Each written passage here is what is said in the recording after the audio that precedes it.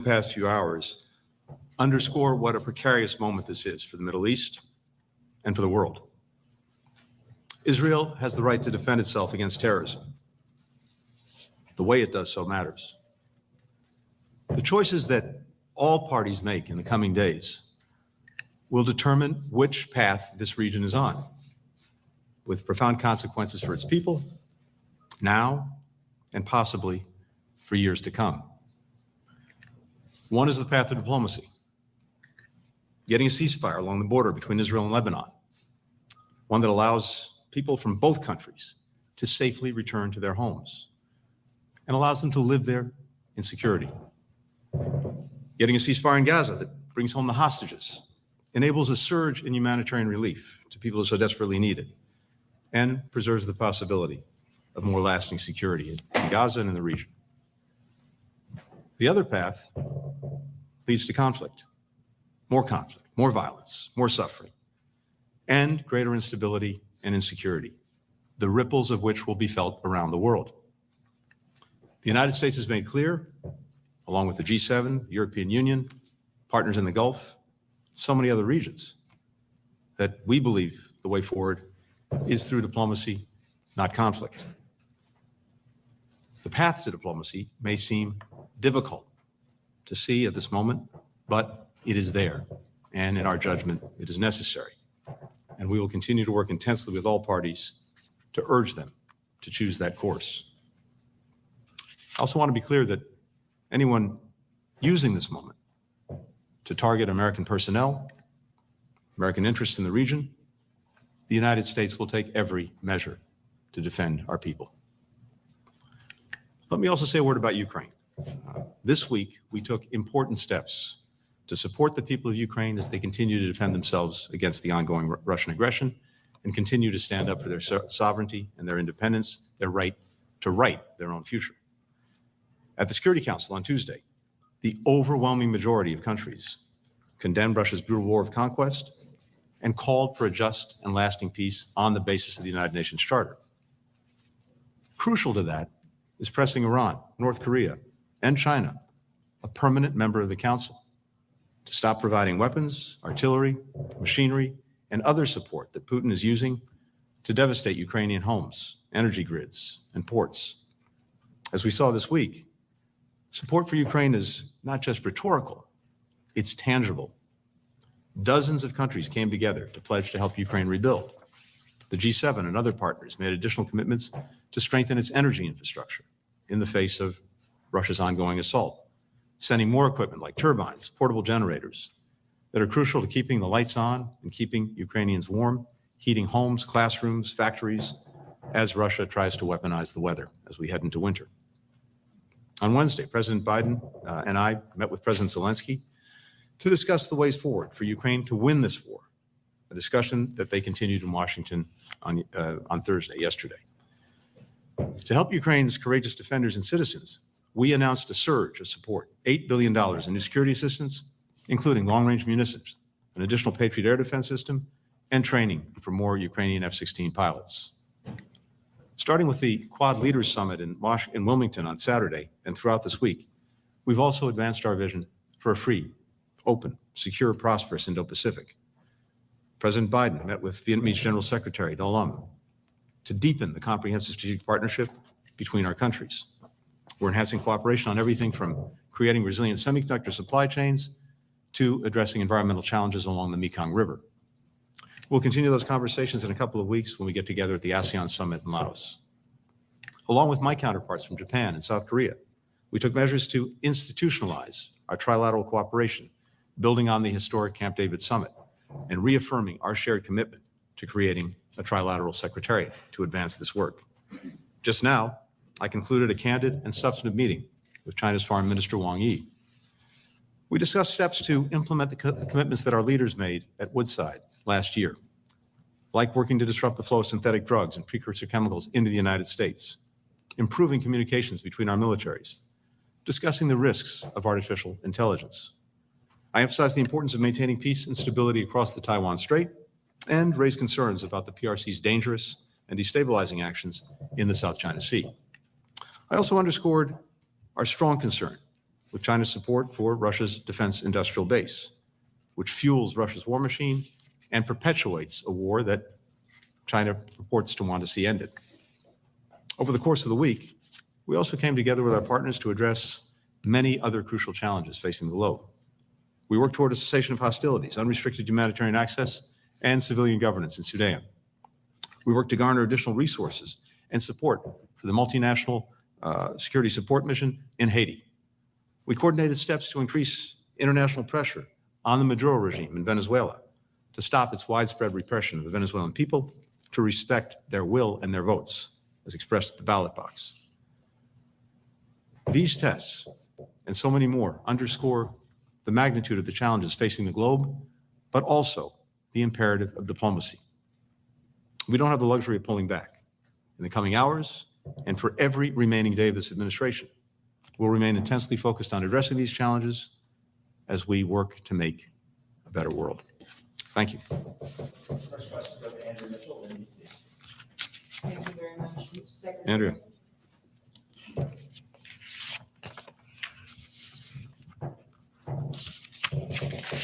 Mr. Secretary, a senior Israeli official just briefed the press on today's operation and why they are still going into Lebanon.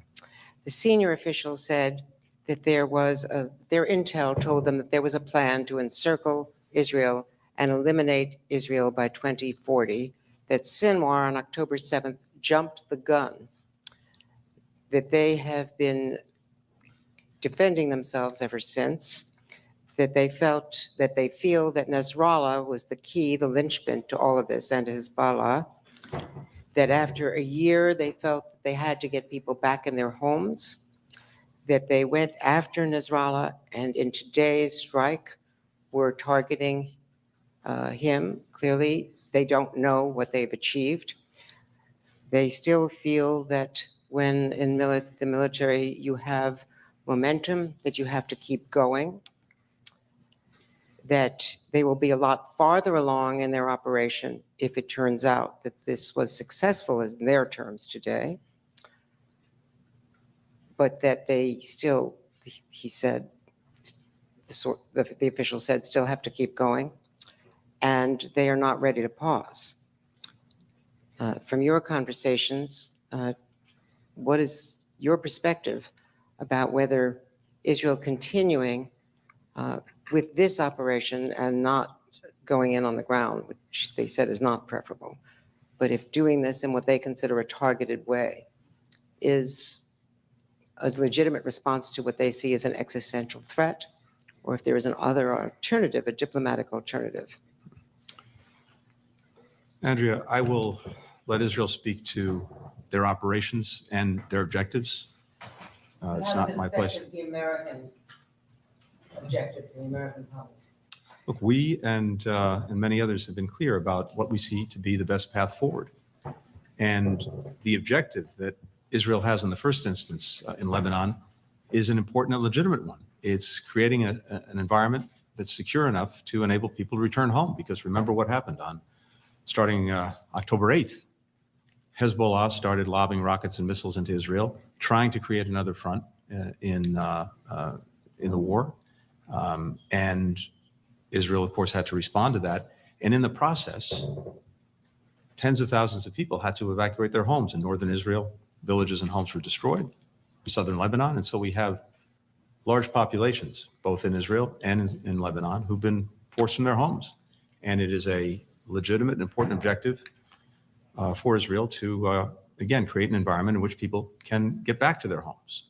The question is, what's the best way to do that? What is the most effective, sustainable way to do that? We believe, many other countries who joined us in putting out a call for a ceasefire for 21 days believe that the best way to do that is through diplomacy, through a ceasefire, and then reaching an agreement that pulls back forces from the border and gives people the confidence that they can go back to their houses, that the kids can go back to school. So we believe that's the best path forward. And the Israelis put out a statement earlier today sharing that they share the aims of the call that we put out, again, with the G7, with the EU, with key Arab partners. So the question is not, does Israel have a right to defend itself against terrorism? Of course it does. The question is not, does Israel have a right to deal with existential threats to its security and enemies across its borders with the avowed intent to destroy Israel? Of course it does. But the question is, what is the best way to achieve its objectives, to reach enduring security? And in this instance, with regard to Lebanon, what's the best way to achieve the stated objective of creating an environment in northern Israel that gives people confidence to return to their homes? As I said, we believe the diplomatic course is the best one. For the next question, Hibben Nasser with a shark.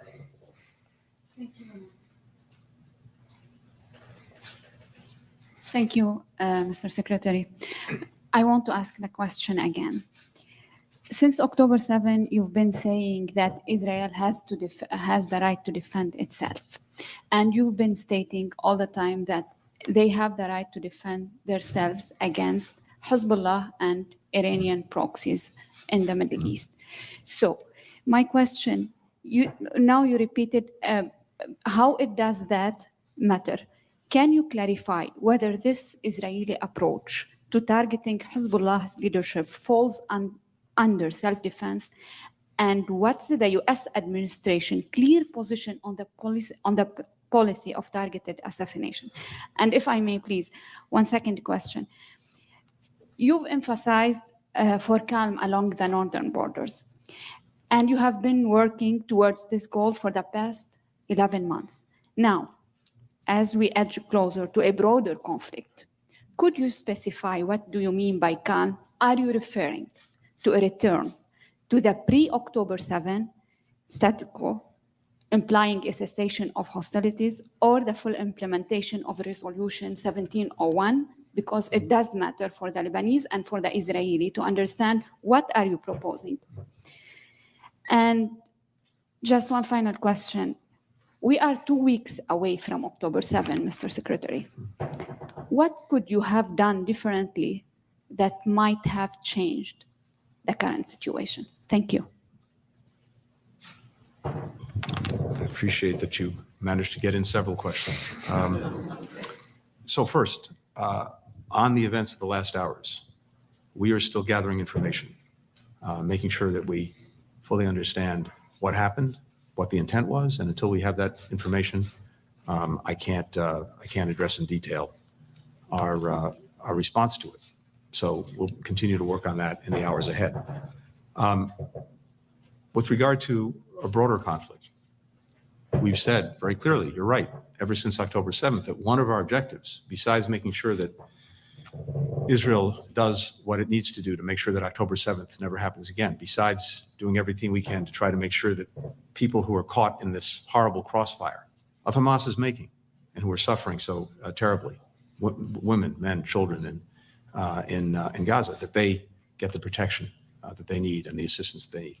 Besides that, our objective has been to try to prevent the war from spreading as well as escalating. And on multiple occasions since October 7th, we seem to be on the verge of just that happening, including in the days immediately following October 7th, and then again on several other occasions, most notably in April, and even more recently than that. And each and every time, the combination of American deterrence and American diplomacy managed to prevent a wider war. We're intensely focused on doing exactly that now, along with many other countries, because in our judgment, in the judgment of so many others, it's in no one's interest to have a wider conflict. And so we're working in every possible way to prevent that from happening. Now, in terms of where we think this should go, no, going back simply to October 6th in terms of the border between Lebanon and Israel is not sufficient, because it's not simply a matter of having a ceasefire, that is Hezbollah firing into Israel, Israel responding in a tit for tat. What's necessary is to create the conditions, including moving forces back, such that people in both northern Israel and southern Lebanon have the confidence to return home. It would be important, finally, to make 1701 real, not simply a piece of paper that's never been effectively implemented. And I remind as well that as part of Israel leaving Lebanon in 2000, after it had been bogged down there for 15 years, as part of that, and through 1701, the understanding was that any of the armed militia would put down their weapons. The state should have a monopoly on the use of force. Hezbollah never did that. And it's presented an ongoing threat to Israel ever since, again, with the avowed goal of eradicating it.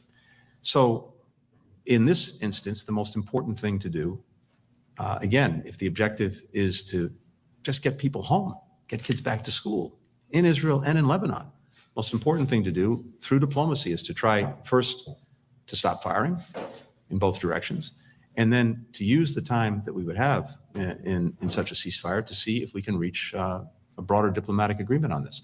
I think it would have to proceed in phases, but we have to have conditions on the ground such that people know with confidence that they can be safe in their own homes. And finally, as we come to October 7th and the anniversary of that horror, our focus is not thinking about the past. Our focus is intensely on the here and now and the efforts that we continue to make to get a ceasefire that brings the hostages home, that results in a surge of humanitarian assistance to the people in Gaza who desperately need it, and that opens the prospects for enduring peace and stability. That's where our focus is. That's where it's going to remain. Olivia Gazas with CBS. Thank you very much, Mr. Secretary. I also have a multi-parter, so with We your are. indulgence. Mediators were in the thick of negotiations in July when Ismail Haniyeh was assassinated in Tehran. Now there's the unconfirmed possibility that Hassan Nasrallah has been targeted, possibly killed. Just days after the U.S., of course, put forward its ceasefire proposal with a coalition of countries. How can the U.S. continue to put its weight and credibility behind these proposals when it can make no assurances that its mediators won't be targeted and won't be killed? To put it bluntly, Mr. Secretary, are the ceasefire proposals that you had been efforting in Gaza and in the north now dead? On Iran, to date, Tehran seems to have been deterred through, as you mentioned, U.S. efforts from directly retaliating against Israel and other interests, including after the assassination of Haniyeh, including after the pager operation in Lebanon. Is the U.S. willing to continue its efforts to deter Iran, especially as some of these operations that the Israelis are engaging in come with little advance notice, if any? And on Ukraine, earlier this month, you and Foreign Secretary Lamy stood in Kyiv and said that you would continue deliberations about long-range weapons capabilities in Russia over the course of the UN General Assembly, engaging with Western allies. The Germans came out this week publicly to voice their opposition to that capability. Is there a clear answer from the US to this request from the Ukrainians? And if not, how much longer do you expect them to wait for a clear answer? Thank you. Thanks. Olivia, with regard to the ceasefires, both in Gaza and in Lebanon, I don't think the question is one about individuals. The question is one about interests and what is in the interests of the respective parties and getting them to act on those interests. I mentioned a moment ago in the case of Gaza, the interests of all concerned really should go to bringing this ceasefire agreement across the finish line that we've been working to do now for the last several weeks. It's manifestly in the interest of Israel, which in Gaza has accomplished the military objectives that it's set out at horrifically high cost for civilians who were caught in the crossfire that Hamas created. But those military objectives have been achieved. And so getting the hostages home, putting Gaza on a better path, I believe is in their interests. It's manifestly in the interests of people in Gaza who would get immediate relief from the war, immediate relief in terms of a surge of humanitarian assistance, and a commitment from the international community to help them rebuild their lives. And it should be in the interests of Hamas if, as it says, it represents the interests of those Palestinians in Gaza, because the ceasefire would advance those interests. So irrespective of the individuals involved, the interests are clear, and whoever the individuals are they'll have to make determinations and decide. Similarly, when it comes to Lebanon, same thing. It's clearly in the interests of the Lebanese people to have peace, to have security, to have stability, to not live under threat. And certainly in their interest to avoid a wider war where inevitably the biggest victim of such a war, those who would suffer the most, are the Lebanese people. And so those who purport to represent their interests and have their well-being at heart should find a way to act on those interests, irrespective of the individuals involved. And this is what so many of us are working to put forward. We've been very clear in not just what we've said, but also in what we've done, including the deployment of significant assets in the region, that we will do our part to deter further conflict, to deter escalation, to deter a widening war. And there are two sides to that coin. One, to avoiding that wider war. One is this deterrence, and we are committed to it. But the other is diplomacy. And as I mentioned before, on several occasions since October 7th, we've been on what we judge to be the brink of that wider war. And through a combination of deterrence and diplomacy, we've managed to prevent it. That's what we're focused on now. And all parties in the region, I think including Iran, know that and can see that. And then finally, with regard to Ukraine, I wasn't there because I was here in New York representing the president and the administration. So while I got a chance to see President Zelensky with President Biden briefly when they were both in New York, the meeting that took place yesterday was one that I wasn't part of. And I can tell you, though, from the readout that I got from the meeting, that it was not only very good and very positive, but among other things, it resulted in, or we announced at the same time, the provision of significantly more assistance to the Ukrainians, notably security and military assistance, more than $8 billion worth, that will carry us through the end of this administration.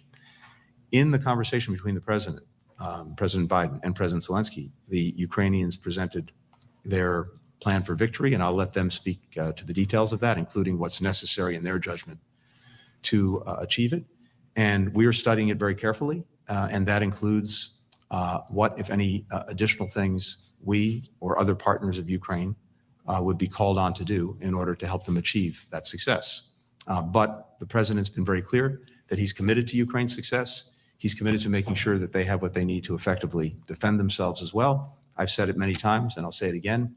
Every step along the way, we've adapted and adjusted to those needs, and I'm convinced we'll continue to do so. And for the final question, Mark Manier with South China Morning Post. Hi, Mr. Secretary. Thank you very much.